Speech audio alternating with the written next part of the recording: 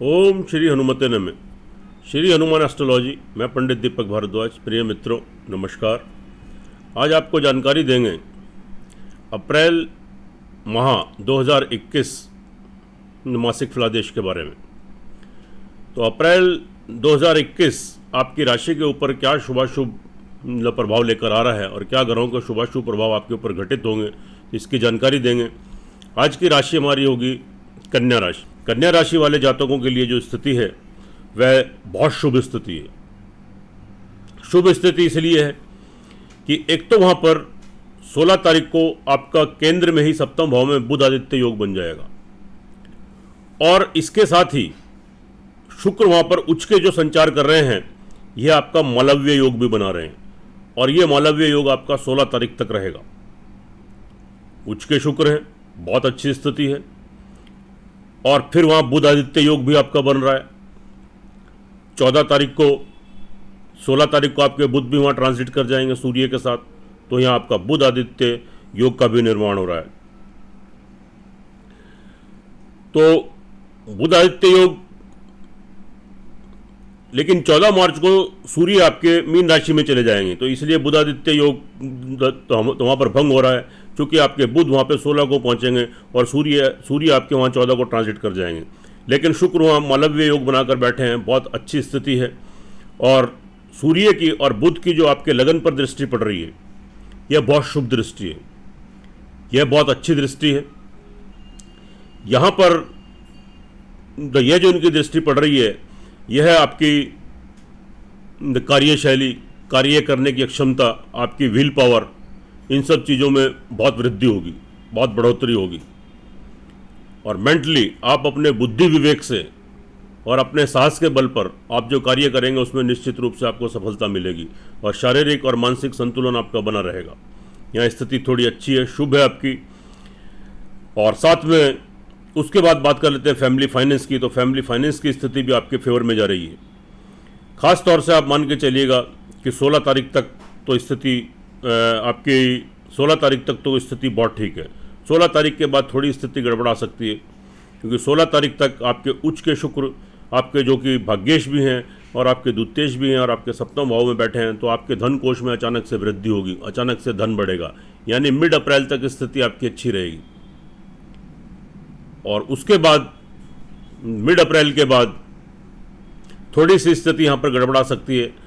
Mid अप्रैल तक आपके धन कोष में, आपके जमा फाइनेंस में वृद्धि होगी, परिवार वालों का लाभ सहयोग मिलेगा। लेकिन अचानक से उसके बाद 16 तारीख के बाद थोड़ी सी प्रॉब्लम क्रिएट हो सकती है। परिवार में थोड़े मतभेद, थोड़े डिफरेंसेस हो सकते हैं, तो थोड़ी वाणी पर कंट्रोल करें, कि थोड़ी वाणी को अपने बस में रखें, थोड़ा संयम बरतें। और अचानक से कोई धन कोष का भी नुकसान हो सकता है, तो यहाँ थोड़ा ध्यान देने की ज़रूरत है। तो मिड तक तो स्थिति ठीक है, लेकिन मिड के बाद थोड़ी सी स्थिति आपकी यहाँ पर गड़बड़ा सकती है। उसके बाद थर्ड हाउस की बात करते हैं। यहाँ के लॉर्ड मंगल आपके भाग्य स्थान में 13 तारीख को ट्रांजिट करेंगे। 13 तारीख के बाद स्थिति बहुत अच्छी है। 13 तारीख के बाद अचानक से आपके पराक्रम में बहुत वृद्धि हो जाएगी, आपके अंदर सेल्फ कॉन्फिडेंस बहुत आ जाएगा। आपको आपके छोटे भाई बहनों का आपको सहयोग मिलेगा, आपके सहकर्मी, आपके कर्मचारी, नौकर चाकर, उनका आपको सहयोग मिलेगा, तो उनका लाभ प्राप्त करेंगे। आपके प्रिय बंधु, मिलने जुलने वाले, उनका लाभ प्राप्त करेंगे। छोटी मोटी यात्राएं, ट्रैवलिंग के थ्रू आपको लाभ प्राप्त होंगे। और अपने साहस के बल पर, अपने सेल्फ कॉन्फिडेंस के बल पर आप जो कार्य करेंगे उसमें निश्चित रूप से आपको सफलता मिलेगी, आप सक्सेस गेन करेंगे। खास तौर से 13 तारीख के बाद स्थिति आपके शुभ है, आपके फेवर में है। उसके बाद बात कर लेते हैं फोर्थ हाउस की। तो यहाँ के लॉर्ड बृहस्पति अभी आपके नीच राजभंग योग में चल रहे हैं। 6 तारीख को ट्रांजिट करेंगे और उसके बाद वह जाएंगे आपके 6th हाउस में। तो यहाँ पर थोड़ा सा संयम बरतें, बहुत जल्दबाजी मत करें। भूमि, मकान, वाहन से संबंधित कोई क्रय विक्रय करते समय, कोई मकान लेते हुए, नए घर में प्रवेश करना है, नया घर लेना है, नया वाहन घर में लाना है, तो बहुत जल्दबाजी मत करें। कोई शुभ मुहूर्त देख कर ही करें, वरना इस समय को थोड़े समय के लिए आप टाल दें तो स्थिति थोड़ी ठीक रहेगी। हाँ, थोड़ा घर में थोड़ा अशांति का माहौल बन सकता है, तो थोड़ा कोई तो घर परिवार में कोई नुकसान या थोड़ी प्रॉब्लम घर परिवार वालों के बीच में क्रिएट हो सकती है, तो थोड़ा ध्यान देने की ज़रूरत है। उसके बाद नौकरी पेशे वालों की बात करते हैं। तो यहाँ के लॉर्ड जो आपके जो बुध हैं, अभी तो आपके नीच के चल रहे हैं, उसके बाद 8th हाउस में चले जाएगा। यहाँ थोड़ी स्थिति बहुत ज़्यादा फेवर में नहीं रहने वाली है। अचानक से आपकी नौकरी छूट सकती है। अगर आप नौकरी वर्ग में आप नौकरी करते हैं, नौकरी में आपकी उन्नति होते होते रुक सकती है, आपको डिमोशन होने की पूरी संभावना रहेंगी। और साथ में तो आपका नाम खराब हो सकता है, तो जो नौकरी में दिक्कत आ सकती है। और साथ में न कोई कर्ज भार आपके ऊपर चढ़ सकता है, न कोई शत्रु आपको परेशान कर सकता है जिस वजह से आपको परेशानी आपको उत्पन्न हो जाए। और साथ में जब कोई रोग आपको घेर सकता है तो यहाँ थोड़ी प्रॉब्लम आपको क्रिएट हो सकती है कि थोड़ी रोग की स्थिति, ये थोड़े बीमार हो सकते हैं, थोड़ी प्रॉब्लम है। उसके बाद हम आपके 7th हाउस की बात करते हैं तो यहाँ भी तो स्थिति सेम रहने वाली है। देखिएगा 16 तारीख तक तो शुक्र वहाँ पर आपको सपोर्ट कर रहे हैं, लेकिन सूर्य बुध वहाँ आपको थोड़ा सा डिस्टर्ब भी कर रहे हैं।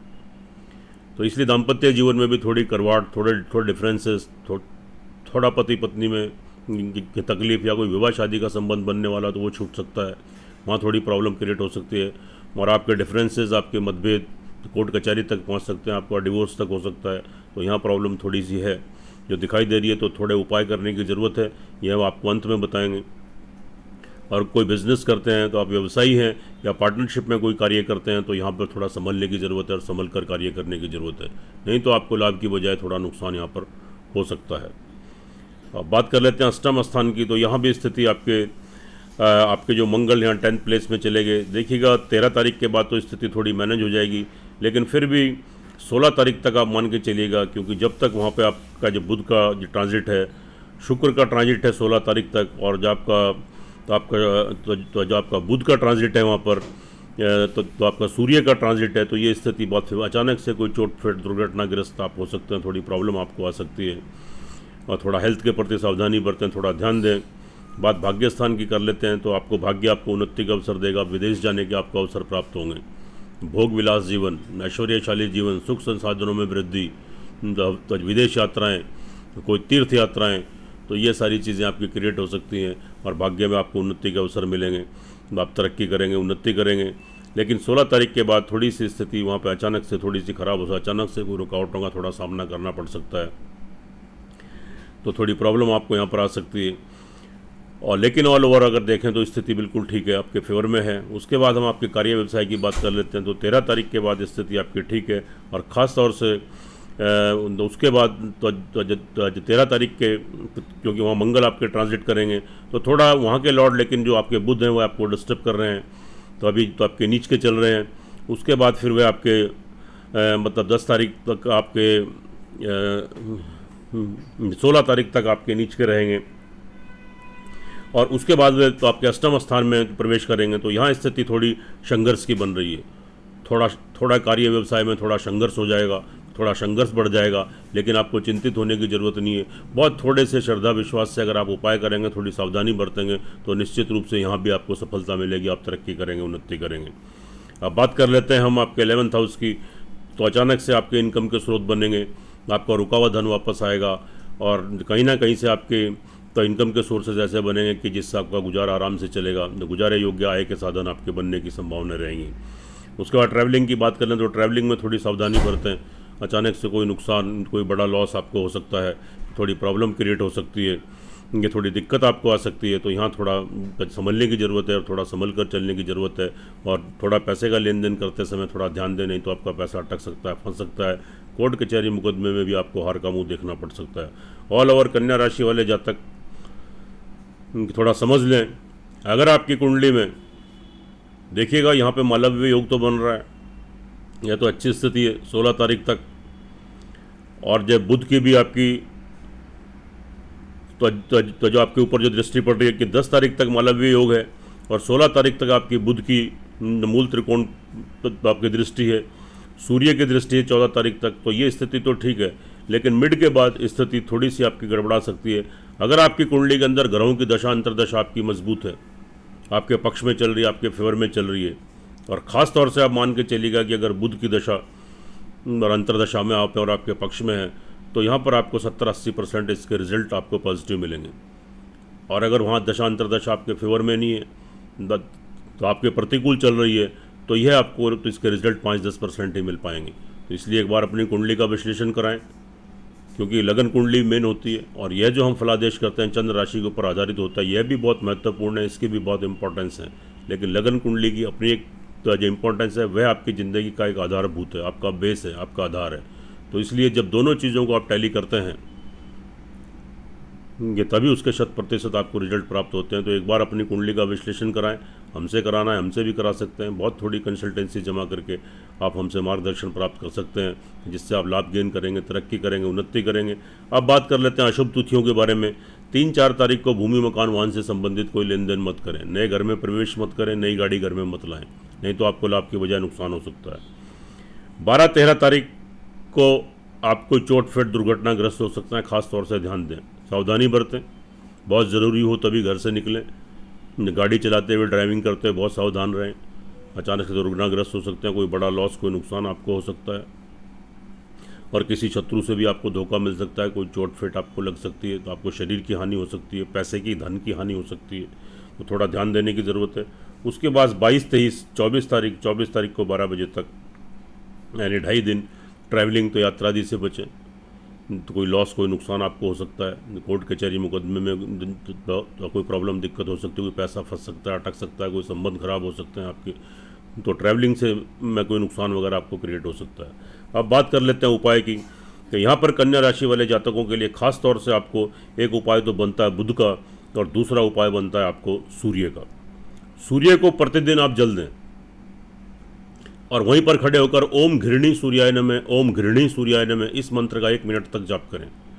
उसके बाद आप क्या करें, आप हर बुधवार को गाय को हरा चारा, घी लगी रोटी, गुड़ रखकर और थोड़ी हरी मूंग की दाल तो अपने हाथ से खिलाएं। और गणपति भगवान को तो बुधवार के दिन हरी दुर्वा की 7 गड्डी ओम बुंग बुधाय नमः, ओम बुंग बुधाय नमः कहते हुए, या एक बार बोलें ओम गंग गणपति नमः, ओम बुंग बुधाय नमः, तो ऐसा कहते हुए दो मंत्र बोलकर आप वो गणपति भगवान को अर्पण करें, अर्पित करें। और प्रतिदिन आप चींटियों को पिसी हुई शुगर खिलाएं, पिसी हुई शक्कर खिलाएं, और पक्षियों को कुछ ना कुछ अनाज जरूर खिलाएं। तो निश्चित रूप से आप ग्रहों के दुष्प्रभाव से बचेंगे और आपको ग्रहों का शुभत्व प्राप्त होगा। और अगर प्रतिदिन कर सकते हैं आप गणपति भगवान को थोड़ी सी दूर्वा अगर प्रतिदिन चढ़ाएंगे तो बहुत अच्छी स्थिति बन जाएगी, बहुत शुभ रहेगी। तो जो भी आपके ऊपर इसके बुध के और सूर्य के जो अशुभ प्रभाव होने वाले हैं उनसे आप बचे रहेंगे। सूर्य भगवान को तो प्रतिदिन आप जल दें, अर्घ्य दें, तो आप इनके दुष्प्रभाव से बचेंगे और आप इसमें तो सफलता प्राप्त करेंगे, तो आप तरक्की करेंगे, उन्नति करेंगे। ऑल ओवर देखें कन्या राशि वाले जातकों के लिए महत्व तो ठीक है, शुभ है, लेकिन थोड़ी सी असावधानी थोड़ा आपको चिंता में डाल सकती है। तो इसलिए बहुत संयम बरत कर, सोच समझ कर और थोड़ी सावधानी पूर्वक कार्य करें। अपनी हेल्थ के प्रति आप थोड़े सजग रहें, थोड़ा खान पान पर ध्यान रखें, और जो उपाय हमने आपको बताएं इनको थोड़ा श्रद्धा विश्वास से कीजिए। बहुत छोटे छोटे से उपाय हैं, इनको करने से आप सूर्य और बुध के दुष्प्रभाव से बचेंगे, आप तरक्की करेंगे, उन्नति करेंगे, तो जो सक्सेस गेन करेंगे। सुखी रहें, स्वस्थ रहें, हंसते रहें, मुस्कुराते रहें। जय श्री राम, जय श्री हनुमान।